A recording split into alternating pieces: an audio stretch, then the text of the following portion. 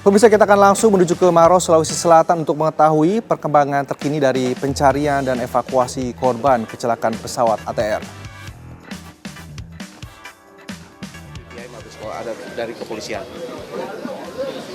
Pak Menteri, ini apakah sebelum terbang dan pendapat seperti yang kami sampaikan ini, apakah memang kondisi pesawat ini layak terbang atau tak? Kalau layak terbang ya, layak terbang. Karena setiap pesawat yang dioperasikan syarat utamanya adalah harus layak terbang. Kami sudah memeriksa kelaikan dari dokumen kelaikan yang dimiliki oleh pesawat tersebut dan pesawat tersebut dinyatakan layak terbang. Berarti kemungkinan ini faktor cuaca? Saya belum bisa menyimpulkan itu. Kita tidak mau terlalu dini menyampaikan apa yang menjadi penyebab dari kecelakaan tersebut. Ya. Sudah ya, cukup. Kemudian kalau peta pencarian ini Pak, kalau peta pencarian ini kan sudah ada titik di mana korban ditemukan. Apakah ada kemungkinan memperluas lagi ada pencarian dan menambah tim relawan gabungan untuk fokus satu titik dulu atau gimana? Iya, dalam konsep operasi pasti dari yang besar mengerucut kepada yang kecil. Pada saat kita sudah mengetahui lokasi kejadian, tentunya kita akan fokuskan di titik itu. Kita sudah mempetakan, membagi menjadi dua unsur, misalkan unsur udara dan unsur darat. Unsur udara kita juga kembangkan dalam organisasi seru satu udara, seru dua udara. Begitu juga yang di sektor darat. Kita membagi menjadi 4 sektor dan kita akan fokuskan di sasaran atau di lokasi tersebut. Kemudian terkait dengan penambahan perkuatan, tentunya bahwa ini operasi kemanusiaan. Makin banyak keterlibatan seluruh unsur, tentunya ini menjadi kekuatan tersendiri. Hanya saja karena ini operasi yang membutuhkan penanganan khusus, sehingga operasi ini harus terkoordinir dengan baik. Karena kita mengharapkan tidak kepingin kita merubah bentuk atau posisi, bahkan misalkan bagian-bagian dari pesawat misalkan untuk menjadi alat bukti untuk nanti mengetahui kira-kira penyebab kecelakaan. Fokus kita saat ini adalah pencarian korban dan harapan kita bisa menemukan korban dalam kondisi hidup dan mengevakuasi korban. Kita golden time itu tugas utama dari Basarnas. Mungkin itu.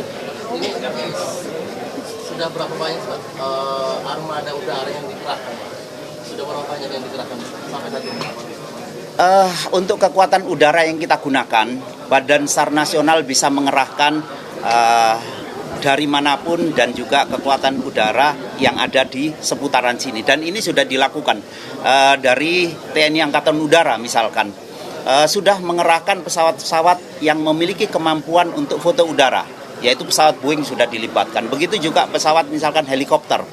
Dari yang terdekat adalah dari TNI Angkatan Udara, sudah ada pesawat standby helikopter Karakal dan itu dari hari pertama sudah dikerahkan. Kemudian dari teman-teman kepolisian ada pesawat yang bisa kita dekatkan.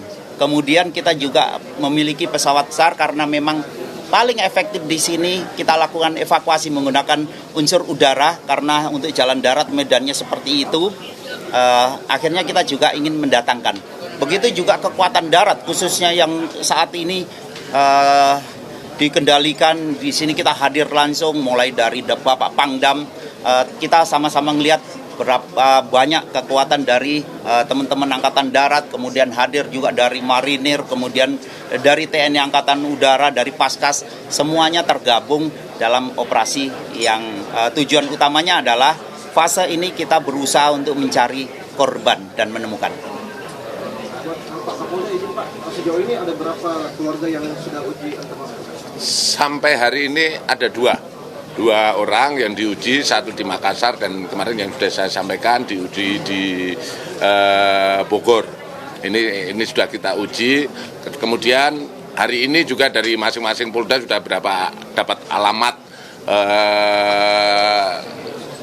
saudara dari para korban yang terdaftar dalam manifest. Ini untuk diuji lebih lanjut hari ini mungkin. Ini sebagai bukti-bukti pembanding manakala nanti kita mendapatkan untuk pembuktian lebih lanjut.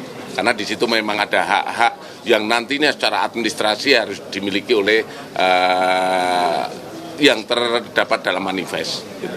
Terima kasih.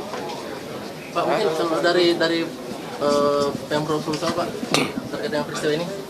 Ya, pertama kita mengucapkan tentu duka mendalam atas kejadian ini. Ini ujian bagi kita semua.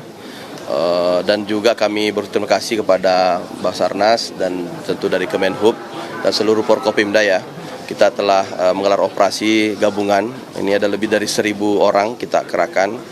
Pemprov juga termasuk menurunkan tim dari kebencanaan dan juga kesehatan, termasuk ambulans-ambulans kita kerahkan dan juga tim-tim untuk mensupport logistik bersama dengan Pemda dan Pangkep ya.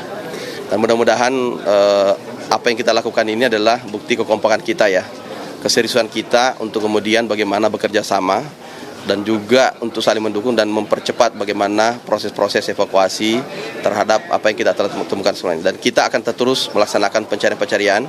Memang ada kendala-kendala cuaca ya. Dan kita ini hari ini insya Allah bersurat untuk melaksanakan modifikasi cuaca. Mudah-mudahan nanti bisa kemudian kita memberikan akses lebih luas, terutama evakuasi dari udara ya. Kira-kira untuk modifikasi cuaca itu targetnya kapan? Hari ini kita sudah proses dan mudah-mudahan ini bisa dilakukan dengan cepat ya.